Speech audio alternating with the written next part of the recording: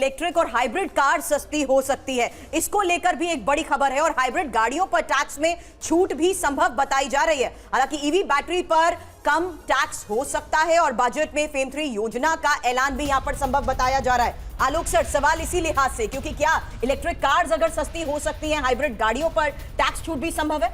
Hybrid गाड़ियों पे tax छूट संभव हो जाए, इलेक्ट्रिकल उस पर भी संभव हो जाए, लेकिन इसका मुझे बहुत ज़्यादा इम्पैक्ट ग्राउंड पे दिखाई इसलिए नहीं देता कि इंफ्रास्ट्रक्चर चार्जिंग वार्जिंग का है नहीं। तो इसका मुझे कोई बहुत विजिबल इम्पैक्ट दिखाई नहीं पड़ता। एक आप कह सकते हैं कि सस्ती करने की कोशिश की, लेकिन ग्राउंड पे कोई इसका इम्पैक्ट भी दिखाई नहीं पड़ता। लेकिन अगर हमारे जैसे कंज्यूमर्स जो कि इलेक्ट्रॉनिक गैजेट्स में इतना ज्यादा इन्वेस्ट करते हैं और ह्यूज इन्वेस्टमेंट्स होते हैं, तो उस लिहाज से कंज्यूमर्स क्या कुछ एक्सपेक्ट कर सकते हैं? देखिए, कंज्यूमर आप अगर इस बजट से ये उम्मीद कर रही हैं कि ये सस्ती हो जाए, तो मैंने आपसे अर्ज किया वो काम बजट से बहुत साल पहले लिया जा चुका है, वो जीएसटी काउंसिल करेगी। अभी ये किया जा सकता है कि बजट कुछ ऐसा कर दे कि हमारी जेब में कुछ पैसा ज्यादा आ जाए। वो पैसा दो तरीके से आ सकता है। एक तो सरकार खुद 1,500-2,000 लाडली बहना, नारा छूफा, लाडला चाचा टाइप कुछ जो योजना बना के दे दे, 2,000 हमारी जेब में आ जाए। सेकेंडली ये हो सकता है कि मध्य वर्ग को भी थोड़ा सा टैक्स की राहत मिल जाए। मेरे से जो पैसे काटे जाते हैं वो बजाय मैं 1 लाख के बजाय 80,000 टैक्स दे रहा हूँ, 20,000 मेरी एंटी में अगर बच रहा है, तो अगर मैं वॉशिंग मशीन 1 लाख की खरीदने जाता था, अब शायद मैं 1.5 लाख की खरीदने चला जाऊं।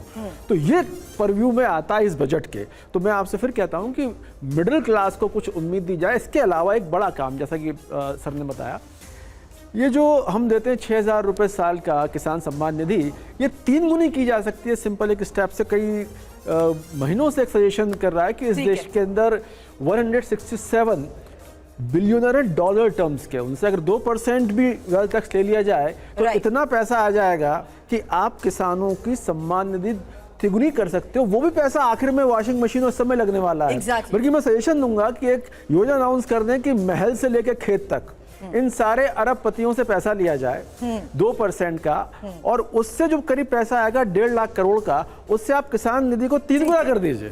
ठीक है, तो वो सब आपकी यहाँ इंक्रीज सेल दिखाई दे जाएगी। चलिए, बड़ी बातें यहाँ पर गौरव एक्सपर्ट्स ने हमें बताई है कि आखिर किस तरीके से ऐसी योजनाओं को लेकर भी ऐलान होने चाहिए जिसमें डायरेक्ट या इनडायरेक्ट मिडिल क्लास को जरूर फायदा पहुंचे। सुरभि, मुझे लगता है कि जो भी हमारे व्यूअर इस चर्चा को सुन रहे होंगे, उनको बड़े अच्छे से समझ में आ गया होगा कि इस बजट से उनके हक में क्या चीजें आ सकती हैं। और इतने सरल तरीके से जितना आप उस मार्केट में समझा रही हैं, मुझे लगता है ये बहुत अच्छे तरीके से हमारे दर्शकों के लिए एक यहाँ पर एग्जाम्पल है कि कैसे इस बजट को आप अपनी जिंदगी में समझें। लेकिन बजट से घर खरीदारों के लिए एक बड़ी खबर आ रही है और मैं वो जल्दी से बताना चाहता हूं। होम लोन पर टैक्स छूट बढ़ सकती है, स्टैंप ड्यूटी कम होने की उम्मीद भी है। तो होम लोन पर देखिए, अभी आपको एटीसी में जो प्रिंसिपल अमाउंट है उस पर छूट मिलती है और 2 लाख रुपए के इंटरेस्ट पर छूट मिलती है। तो होम लोन पर क्या सरकार टैक्स छूट बढ़ाएगी? स्टैंप ड्यूटी जो इस वक्त है उसको भी कम करने की बात कही जा रही है। क्या सरकार अपनी कमाई से कुछ हिस्सा लोगों तक देगी? क्या सरकार ये रियल एस्टेट को एक बड़ा बूस्ट देने के लिए, हाउसिंग इंडस्ट्री को एक बड़ा बूस्ट देने के लिए करेगी? ये देखना होगा, क्योंकि ये बहुत बड़ी खबर होगी। बहुत सारे लोग हैं जो अपना घर खरीदना चाहते हैं और वो सरकार से राहत चाहते हैं, क्योंकि ऑलरेडी रियल एस्टेट मार्केट में प्राइसेस काफी हाई हैं। तो सरकार क्या टैक्स के जरिए लोगों को राहत देगी? सरकार क्या होम लोन में जो टैक्स छूट है उसको बढ़ाएगी? सरकार क्या स्टैंप ड्यूटी कम करेगी? इस पर सबकी नजर है, क्योंकि ऐसा हो सकता है, ये सोर्सेस बता रहे हैं। और आइए आपको बताते हैं, सरकार का लक्ष्य देश को 5 ट्रिलियन की इकोनॉमी बनाना है, लेकिन इस राह में आने वाली 4 बड़ी चुनौतियां, चैलेंजेस कौन से हैं? बजट से पहले आइए ये जान लेते हैं कौन कौन सी चुनौतियां। पहली बड़ी चुनौती, दुनिया में खेमेबंदी हो जाएगी, वैश्विक ताकतें कई हिस्सों में विभाजित होने का खतरा है, ग्लोबलाइजेशन की रफ्तार तेजी से घटी है और ग्लोबल ट्रेड, ग्लोबल ग्रोथ पर इसका बहुत असर पड़ा भी है। युद्ध के चलते विकास की रफ्तार धीमी हुई है, ये पहली बड़ी। और इस तरह से दूसरी चुनौती भी है, एनर्जी सिक्योरिटी से जुड़ी हुई ऊर्जा के दूसरे स्रोत अपनाना चुनौतीपूर्ण है।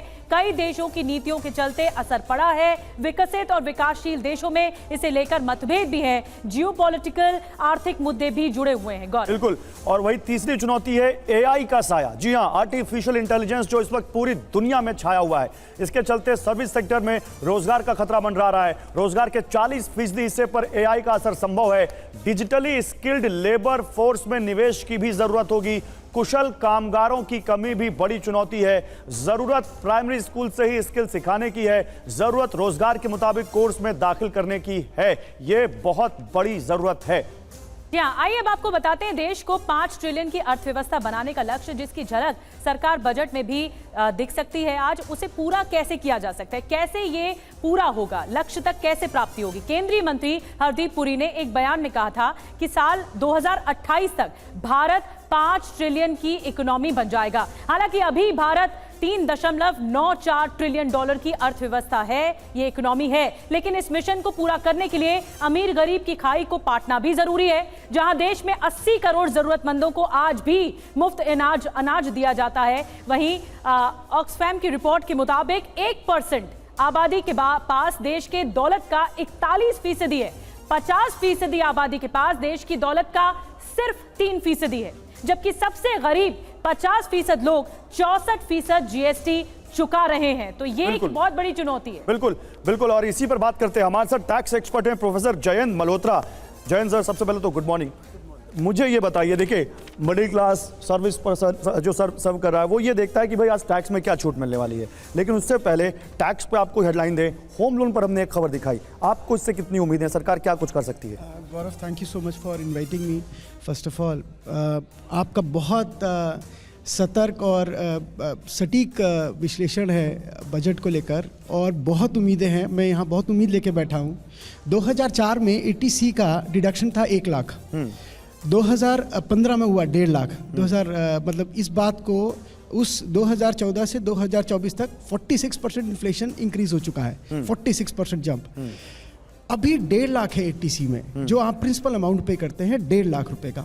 ब्याज मिलता है सेक्शन 24 में, वहां पे आपको रिबेट मिलती है 2 लाख रुपए की। आज के टाइम में अगर आप 30-40 लाख रुपए का घर ढूंढना चाहो तो आपको नहीं मिलता। आपको घर ज़्यादा, ऑब्वियसली ज़्यादा पैसे खर्च। सर रोकूंगा आपको, तस्वीरें आ रही हैं, देखिए लगातार यहाँ पर अभी हम लोग लगे बने हुए हैं। ये तस्वीरें वित्त मंत्री की जो नॉर्थ ब्लॉक के लिए निकल चुकी हैं, वो तस्वीरें आप देख सकते हैं। आनंद पांडे वहीं पर। आनंद बताइए क्या जानकारी है?